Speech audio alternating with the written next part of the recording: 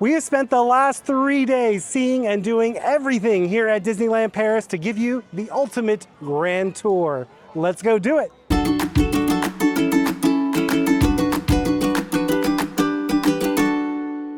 Hi-ho everybody, this is Rob with Ear Scouts coming to you from Disneyland Paris. If Disneyland is the happiest place on earth and Disney World is the most magical place on earth, I think Disneyland Paris might just be the most beautiful place on earth. Let's go check it out.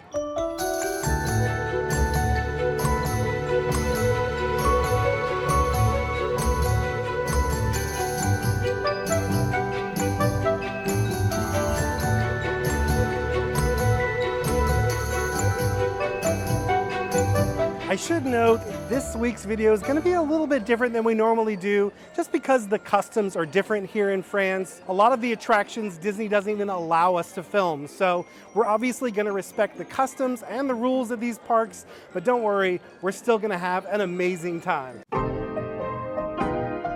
Just like at Magic Kingdom and Disney World and the original Disneyland in Anaheim, our journey begins with a trip back to yesteryear along Main Street, USA. While the setting is technically still the USA, this version of Main Street adds something special that is distinctly French. On the back sides of these buildings, you're gonna find what are called arcades.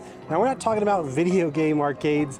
These are more like indoor alleyways, and they're modeled after the covered passages of Paris that date back to 1799. What's great about these is they give you a better way to enjoy Main Street USA when maybe the weather isn't so great. They're also a fantastic way to leave the park after the fireworks when the center of Main Street is packed with people. This is a huge upgrade that I really wish we had at Magic Kingdom. Just like in the other castle parks, Main Street is the perfect place to pick up some souvenirs, but even if you're not in the mood for shopping, we definitely recommend head inside these stores and just take a look at the amazing details added by the Imagineers. Main Street is also where you're going to find some of the best food at either of the two parks. For fine dining, there's Walt's, which pays homage to the life and adventures of Walt Disney and serves up reimagined versions of some of his favorite foods. Walt was a meat and potatoes guy. One of his favorite foods was actually canned chili. Specifically, he liked to mix two different specific brands of canned chili, which he felt created the ultimate canned chili. The chefs here have created a fun spin on this classic Walt story with their deconstructed version of the dish. The food here was all very good, and much of it is connected to the stories from Walt's life or recipes that he loved, which makes it extra special. After your meal, you'll definitely want to peek in the other rooms because each one has a unique theme and the little details are magnificent. One of the things you're going to find on a lot of the menus all around Disneyland Paris are dairy items like milk, butter, cheese that come from the Isigny region of France. Now, Isigny is actually a community in Normandy, and it's where Walt's family is from. The name d'Isigny means of Isigny or from Isigny, and that was Walt's family name when they came to America. That got anglicized over the years into Disney.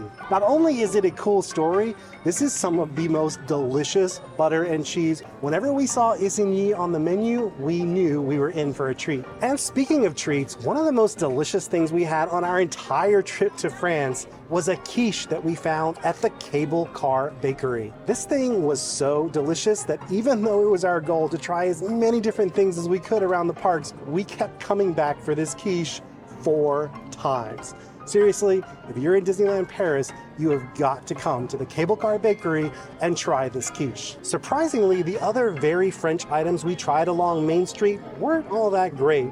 We tried the croissant, the chocolate croissant, the croque monsieur. They were all okay, but nothing to write home about. That said, the Nutella crepes that you can get at the different crepe stands around the park are heavenly, and they are a perfect sweet treat any time of the day or night. While there are some character meet and greets along Main Street, the biggest attractions are the parades and the shows.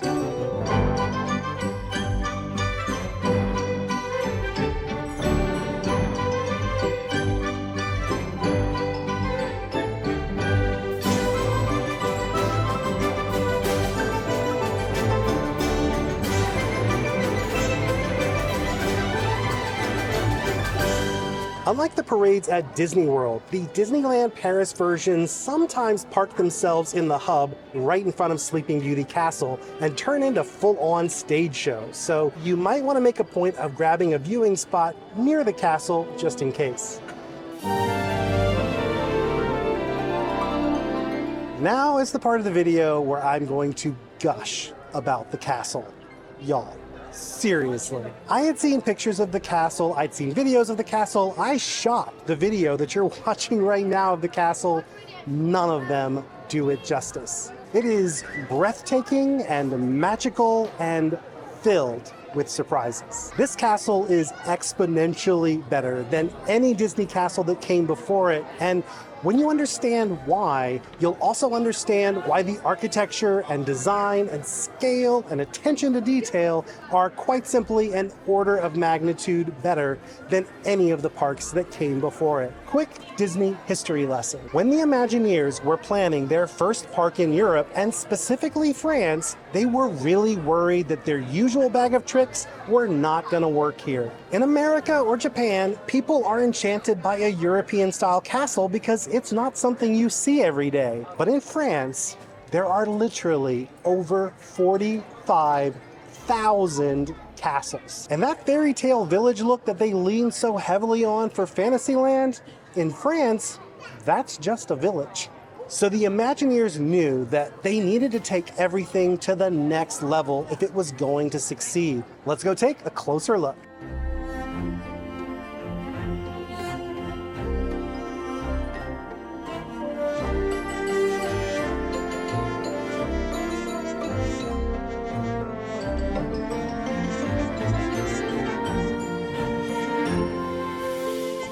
The incredible stained glass windows depicting the story of Sleeping Beauty were crafted by legendary artisan Paul Chapman, who actually came out of retirement for this project and whose previous work included actual European royal palaces. As beautiful as these windows are, though, our favorite part of Sleeping Beauty Castle is actually down in the dungeon.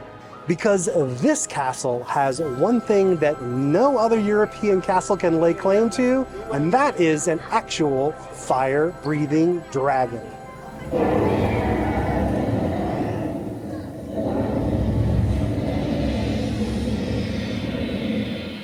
How cool is that? Our next stop is Discoveryland, which is Disneyland Paris's version of Tomorrowland.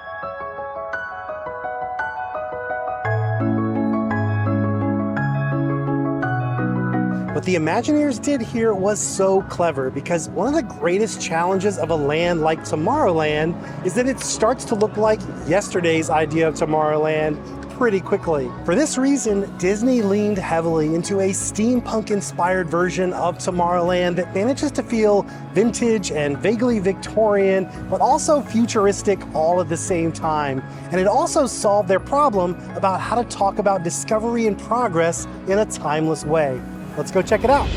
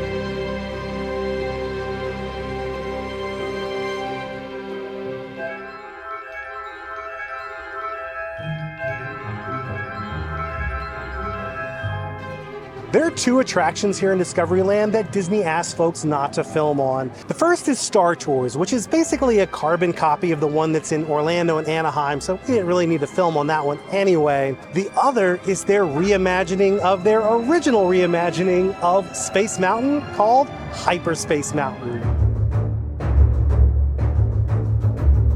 You can still see remnants of the original Victorian-esque version of this attraction that opened way back in 1995 and was based on Jules Verne's From the Earth to the Moon.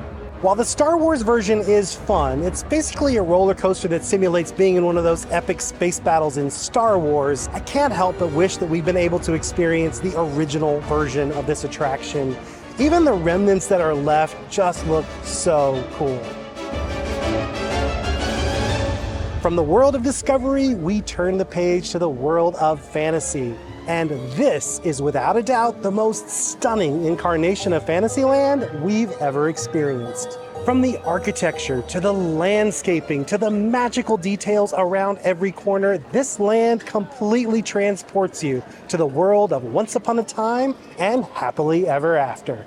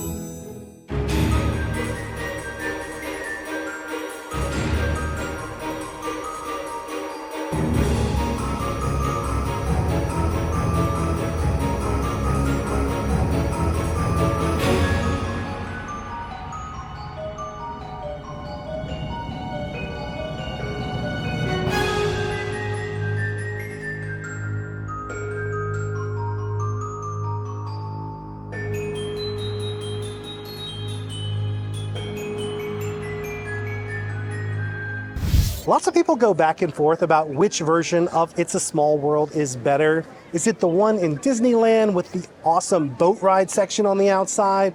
Or is it the one at Disney World with the updated interior? If you ask us, it is neither of those, because the version at Disneyland Paris takes the best of both and makes this attraction better than ever.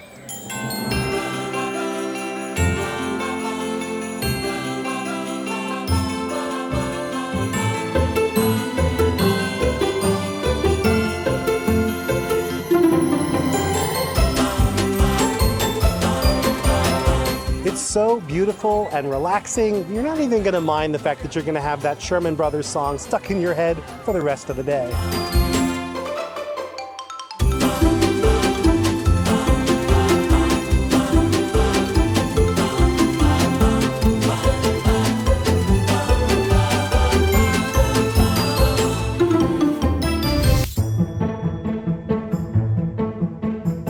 Another unique thing about Disneyland Paris that we're starting to see more of in the US parks are walkthrough attractions. By far, our favorite of these was Alice's Curious Labyrinth.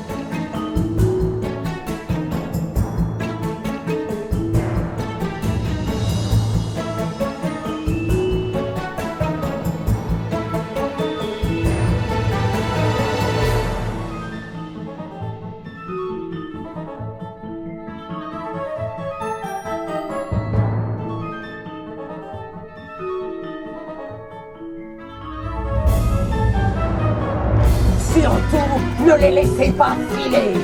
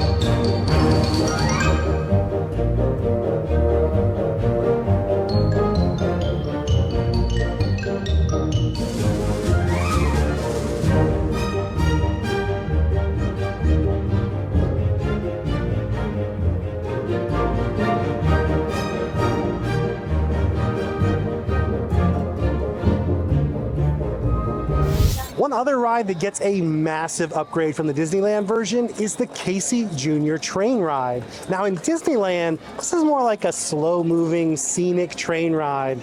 But here at Disneyland Paris, this is like a kiddie roller coaster, and it was so much fun, even for the adults.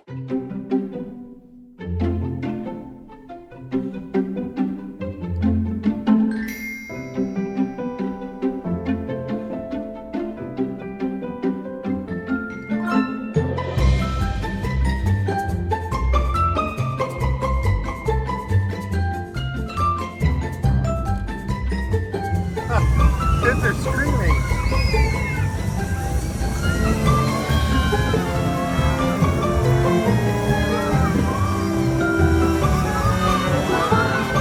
This whole ride is awesome.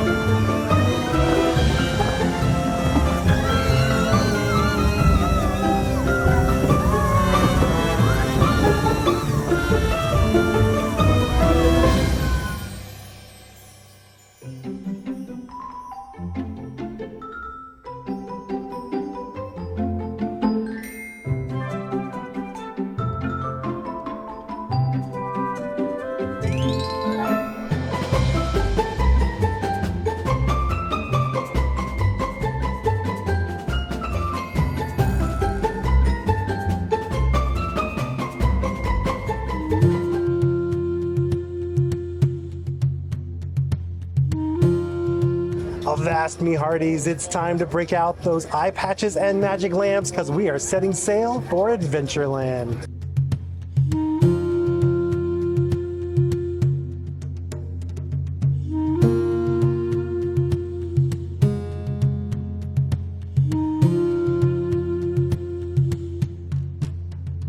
Much like the castle and Fantasyland, this incarnation of Adventureland is on a size and scale that just blows the US parks out of the water. You'll see a lot of echoes of those original Disney parks, but it's almost like the Imagineers were looking back and saying to themselves, if we could take everything we love about these versions of Adventureland and start from scratch with tons of space and a massive budget and the latest technology, just imagine what we could create.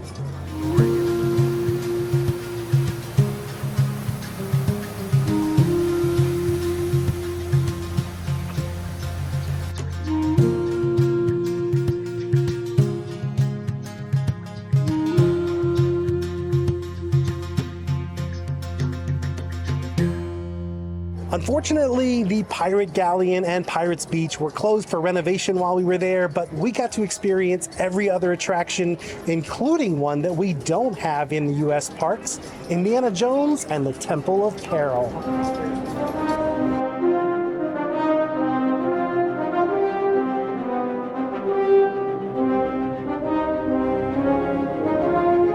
We couldn't film on this one, but I really loved it. Eric, on the other hand, was less of a fan. It's really herky-jerky, and there's this one section that goes upside down, but the inversion is so tight that it's really kind of jarring, even for folks who go on upside-down rides all the time.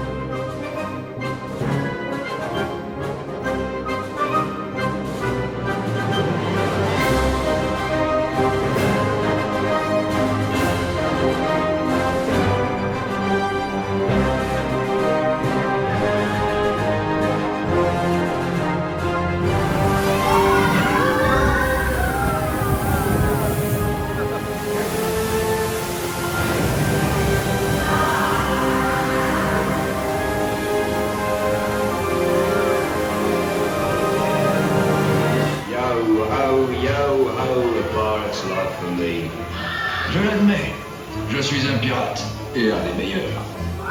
They got me on the job.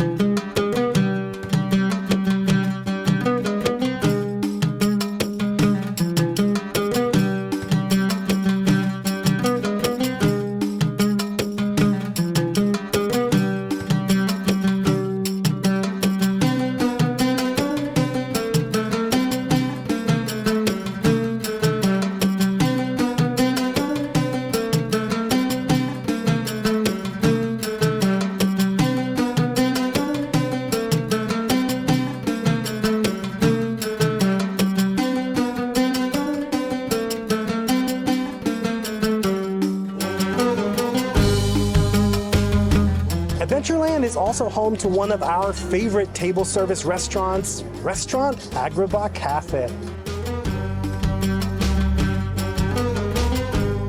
This buffet features dozens of delicious Moroccan and Middle Eastern dishes, and the theming inside is truly next level. Not everything we tried was a favorite, but a lot of the food was quite good and filled with delicious, interesting spices and surprising flavors.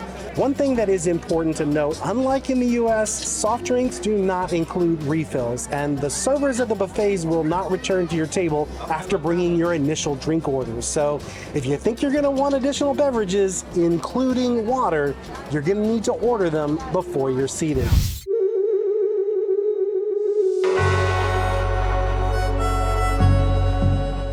As we make our way from Adventureland to Frontierland, there's one attraction that is technically part of Frontierland, but it really feels like it belongs in Adventureland. It's also one of the few shows that we're allowed to film in, so let's head on over to the Frontierland Theater and check out The Lion King, Rhythms of the Pride Lands.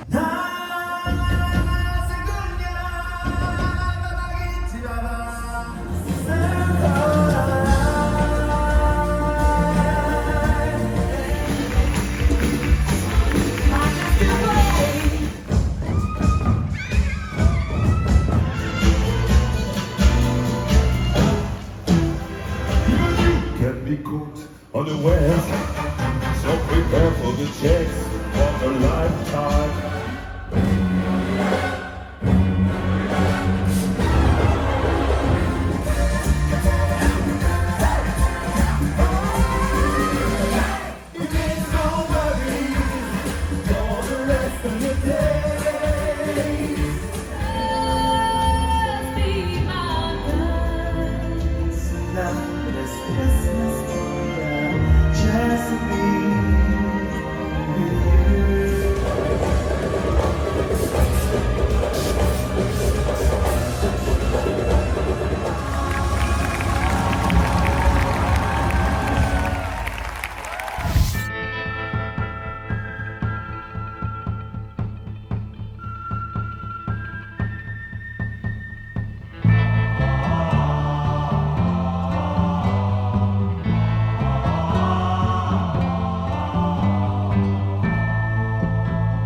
This iteration of Frontierland comes with a detailed backstory of the town you're visiting, which is Thunder Mesa.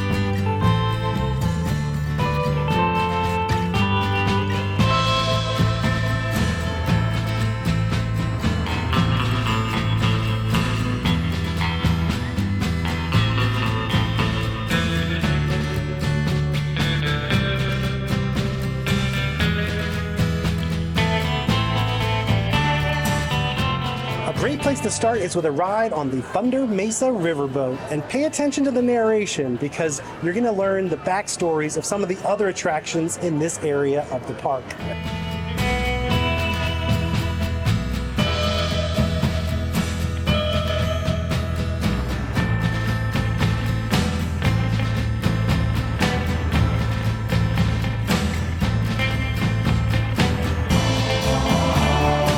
Next up is Big Thunder Mountain, and this is the first ever iteration of this ride that goes underwater.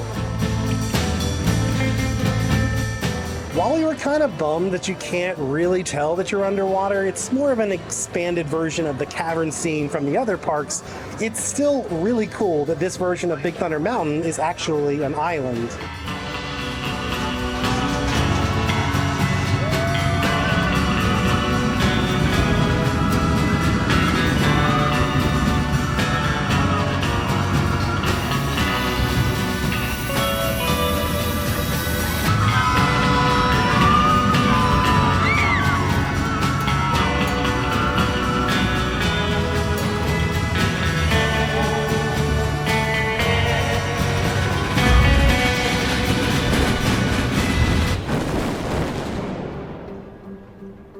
Of course, now we've got to go to our final resting place. Let's go tap in at Phantom Manor.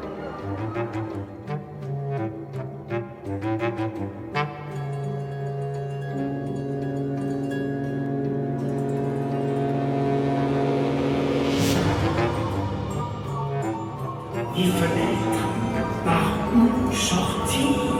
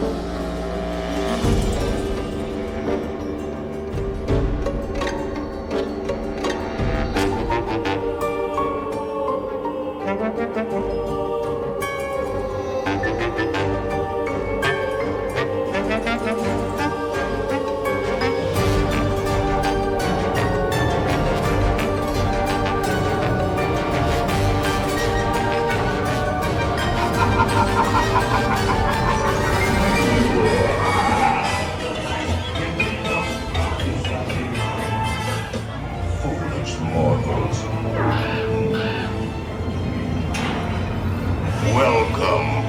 All our ghosts have been dying to meet you.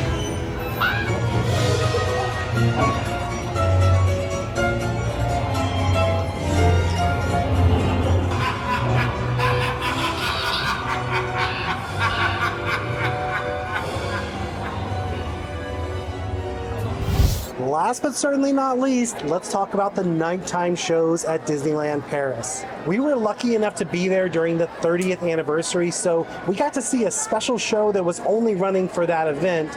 We also got to see all the amazing kinetic sculptures of Disney characters that were sprinkled throughout the park. I'm guessing these sculptures are there for good now, though, because much like the golden statues at Disney World, these are just too good to let them go away.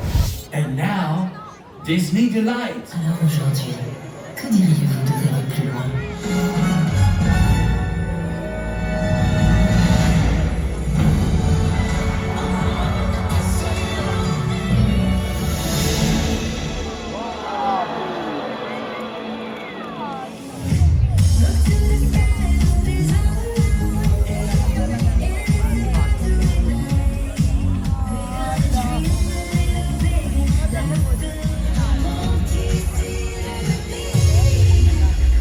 In addition to the special drone-focused show for the 30th, we also got to see the classic Disneyland Paris nighttime show, Dreams. And now, Disney Dreams.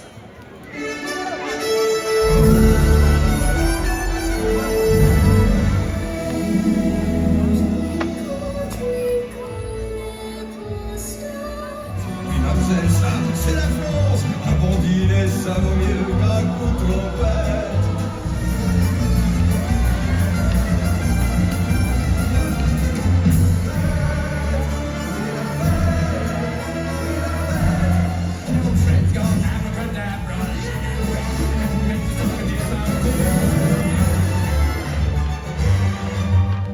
Thank you for choosing Magic Carpet for all your travel needs. Don't stand until the rug has come to a complete stop.